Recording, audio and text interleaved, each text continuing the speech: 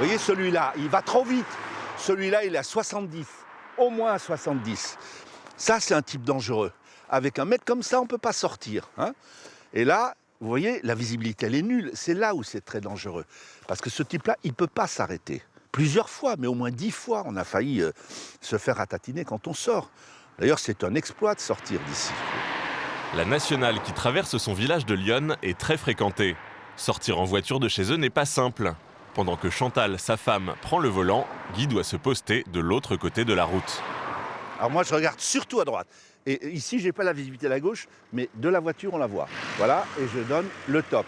Alors, s'il n'y a personne, à ce moment-là, elle sort. S'il y a quelqu'un, elle ne sort pas.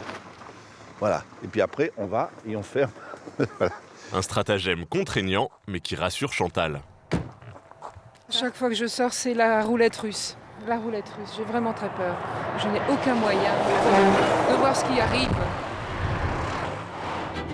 La France compte de plus en plus d'autoroutes, mais pour rallier certaines villes, il n'existe que des nationales ou des départementales.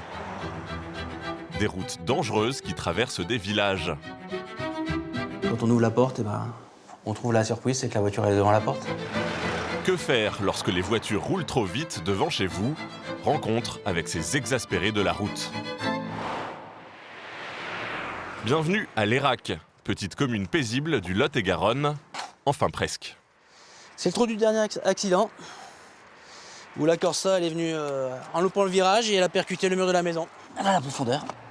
Un choc surprenant arrivé il y a 3 mois. Pourtant, la maison de Xavier se situe à plus de 3 mètres de la route en plein centre-ville. Ils arrivent là sur la deuxième banane et après ils coupent. Donc là, quand il pleut, ils glissent et viennent se faire le tout droit. Un tout droit dans la cuisine de Xavier. Heureusement, son mur l'a protégé, non sans dégâts. Donc voilà le résultat de l'autre côté de la route. Là, il y en a pour à peu près 2550 €. Si Xavier prend les choses calmement, c'est que cette mésaventure est loin d'être la première. Depuis 2 ans qu'il a acheté sa maison, 12 véhicules ont fini leur course au pas de sa porte. Par chance, pas de blessés graves, mais des dégâts matériels systématiques. Là, c'était 21h30. Alors vous imaginez, vous êtes en pyjama ou en tenue décontractée dans la maison. L'accident, on court à la salle de bain, on met le jogging et puis on est reparti pour un tour. À chaque fois, les assurances l'ont indemnisé, mais après 12 accidents, Xavier est à bout. Le dernier accident, on va dire à 3 mètres près, c'était le fils du voisin qui se faisait choper par la voiture. Donc là, stop. Un ras-le-bol que Xavier a décidé de médiatiser pour faire avancer les choses. Bon, avant, on passait à la mairie et avec les médias, maintenant, la mairie, elle fait. En effet, depuis 1 mois, la route devant chez lui est passée de 50 à 30 km/h. La gendarmerie vient régulièrement y faire des contrôles. Et 6500 véhicules par jour, cela peut faire des clients. Dès que vous avez une voiture qui est à 40, 45, vous l'annoncez? Bonjour madame. Bien, vous avez été contrôlé à la vitesse de 50 km/h, sauf que cette rue, elle est passée à 30 km/h. C'est difficile de rouler à 30 km/h. Je sais. Et que quand on roule tranquillement, on oublie les 30 km. C'est vrai. La raison, je ne sais pas si vous la connaissez, c'est que ce virage qui est juste ici là, est dangereux. Il y a eu une série d'accidents ces derniers mois. Bon, je suis là pour vous le signaler, pour vous le rappeler. Mais oui, je vais essayer d'y faire attention quand même. Allez, on va vous remettre en circulation. Le message semble passer, mais pour le commandant, la meilleure dissuasion reste l'amende. Ça fait un rythme de 1 véhicule par minute. La personne qui se fait verbaliser ici, on peut être certain que la prochaine fois qu'elle va passer, elle sera en dessous de 30 km/h. Eh bien, depuis ce mois, nous avons constaté que la vitesse moyenne a diminué entre 10 et 20 km/h environ. Si pour Xavier, les choses semblent s'arranger, Guy, lui, ne décolère pas. Il y a 1 an, c'est un semi-remorque qui a raté le virage et est venu percuter son mur d'enceinte.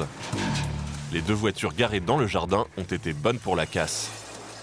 À quelques secondes près, on aurait pu être à la place des voitures. On aurait pu recevoir tout ça sur la figure et on ne serait pas là pour le raconter. Suite à cet accident, Guy et un voisin ont créé un site internet portant le nom du village. Courcelles.org. Et là, il y a tous les extraits de presse, les échanges épistolaires avec le préfet, les réponses. Et pour attirer l'attention de la préfecture, Guy est allé encore plus loin.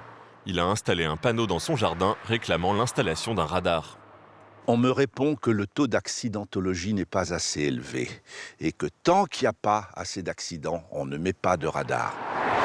Pourtant, selon Guy, le trafic ne cesse d'augmenter. Parce que c'est la route de Troyes à Auxerre. De Troyes à Auxerre, il y a un grand trafic national, international. Il y a des véhicules qui viennent d'Allemagne, qui viennent de partout, du nord de la France et qui vont vers le sud. Nous sommes allés demander à la préfecture pourquoi elle ne répondait pas favorablement à la demande de Guy. On l'a reçu, on lui a expliqué quelles étaient les conditions pour que l'implantation d'un radar soit une solution adaptée. Selon Isabelle Burel, directrice de cabinet de la préfecture de Lyon, un accident en 10 ans ne permet pas de signaler cette zone comme une zone à risque. Les 3 derniers radars automatiques qui ont été installés en 2012 dans le département ont été implantés sur des secteurs sur lesquels on avait plus d'une dizaine d'accidents sur une période beaucoup plus courte, de 4-5 ans, et des accidents qui avaient provoqué à la fois des situations de blessés graves, voire de décès. C'est clairement ce qui prédomine à notre choix en termes d'implantation. La chaussée de Guy ne justifie pas l'implantation d'un radar fixe, toutefois la préfecture envisage des aménagements. Des mesures d'amélioration de la signalisation, de la vitesse, signalisation de la présence de virages et surtout l'acquisition de 2 radars pédagogiques qui seront implantés de part et d'autre de la commune et notamment un de ces 2 radars sera à proximité de la résidence de monsieur Rebel. Des radars pédagogiques, Pascal Fournier en a installé il y a 3 mois à Germigny dans l'Yonne. L'objectif de ce maire, lutter contre la vitesse excessive sur cette ancienne route nationale. Comment ? En montrant aux automobilistes les risques qu'ils prennent pour leur permis. Vous voyez, 64, moins un point, voilà, il n'est pas à 60 et il va arriver à 50. Voilà, impeccable. Il y a quand même une réduction de la vitesse, on va dire moyenne, je pense, une bonne quinzaine de km/h en moyenne. Un investissement qu'il a voulu pour le bien-être de ses citoyens.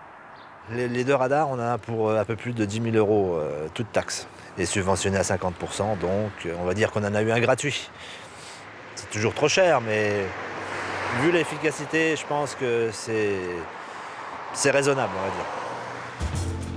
Depuis la fin de notre enquête, un radar pédagogique a aussi été installé près de la maison de Guy.